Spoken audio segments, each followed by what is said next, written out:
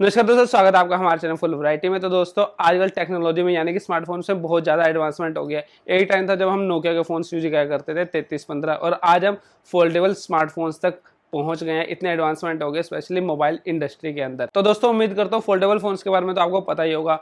सारी companies foldable phones के ऊपर अभी काम कर रहे, तो चाहे वो सैमसंग हो तो चाहे वो कोई भी कंपनी हो।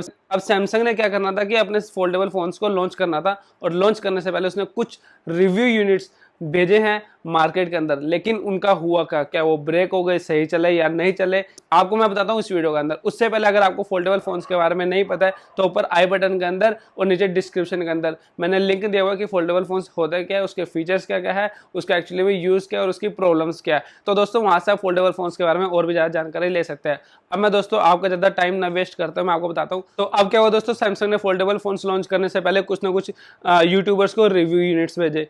रिव्यू यूनिट्स यानी कि उसने पहले देखा कि जो हमने फोन से बनाया है वो कितने सही है, कितने ड्यूरेबल है, उसकी टेस्टिंग के बाद हमें पता चलेगा। हालांकि सैमसंग ने क्या करा, अपने जो रोबोट्स है उनसे कई बार टेस्ट करवाया, बट रोबोटिक टेस्ट होना और मैनुअली टेस्ट होना इसमें तो काफी डिफरेंस होता है दोस्तों। तो उन्होंने क्या करा, अपने कुछ रिव्यू यूनिट्स भेजे यूट्यूबर्स को। लेकिन हुआ क्या, जैसे ही रिव्यू यूनिट्स पहुंचे यूट्यूबर्स के पास, उन्होंने क्या करा, जैसे उसको टेस्ट किया और वो क्या हुआ, उसमें स्क्रीन ब्लिंक होनी स्टार्ट हो गया। जैसे लाइट आती है जाती है बार बार, वैसे ही फोल्डेबल फोन्स में ब्लिंक होना स्टार्ट हो गया।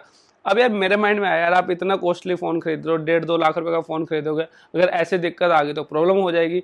इसी चीज को लोगों ने काफी उठाया कि अगर हम इतना कॉस्टली फोन खरीदते हैं और अगर यही दिक्कत आ गई तो क्या होगा। तो मेरे दोस्तों उसी पर्पस के लिए तो सैमसंग ने अपने रिव्यू यूनिट्स भेजे, इतना खर्चा किया ताकि उसको पता लग सके कि क्या क्या दिखते हैं इसके अंदर, ताकि हम इसके अंदर इंप्रूवमेंट्स लेकर आ सके और कस्टमर को एक अच्छा एक्सपीरियंस दे सके इन फोन्स के बारे में। और सबसे मेन चीज क्या करा, हमें बाद में पता लगा इन फोन्स के अंदर कि जैसे ही फोन को टैबलेट बनता है तो स्क्रीन में थोड़े से क्रैक आने लगे। लेकिन उन्होंने क्या करा, इसके ऊपर एक प्रोटेक्टिव लेयर लगी है और उसके ऊपर लिखा हुआ है कि इस लेयर को जो ऊपर लगी हुई है इसको रिमूव नहीं करना है। और उसके बाद सैमसंग की कोई गारंटी नहीं है कि आपने फोल्डेबल फोन्स खरीदे उसके साथ क्या हो जाए क्या ना हो जाए।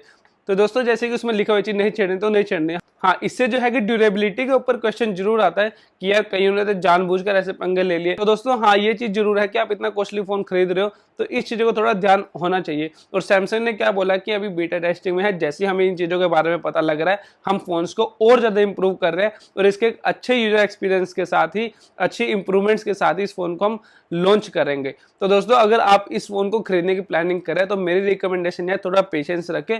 फोन जरूर खरीदे, फोन में कोई दिक्कत नहीं, लेकिन थोड़ा सा पेशेंस रखें, देखें कि क्या इसके रिव्यूज आ रहे हैं, कितना फोन अच्छा जा रहा है, क्या इसकी ड्यूरेबिलिटी है, उसके बाद ही इस फोन को खरीदे। 1.5 लाख अराउंड इस फोन की जो कॉस्ट है। तो दोस्तों आप मुझे बताएं कि इस कॉस्ट के अंदर जो ये फोन है इसको खरीदना सही है कि नहीं, मुझे कमेंट में लिखकर जरूर बताएं। उम्मीद करता हूं आपको मेरी वीडियो बहुत पसंद आई होगी। अगर पसंद आई तो फटाफट से वीडियो को लाइक कर लीजिए। अगर आपको कोई क्वेश्चन है, कोई क्वेरी है तो मुझे कमेंट में लिखकर जरूर बताएं। और अगर आपने अभी तक इस चैनल को सब्सक्राइब नहीं किया तो फटाफट से चैनल को सब्सक्राइब कर लीजिए, नोटिफिकेशन बेल आइकन जरूर दबा लीजिएगा ताकि आपको इस टाइप की वीडियोस और मिलती रहे। मिलता है कल को नई वीडियो के साथ। जय हिंद।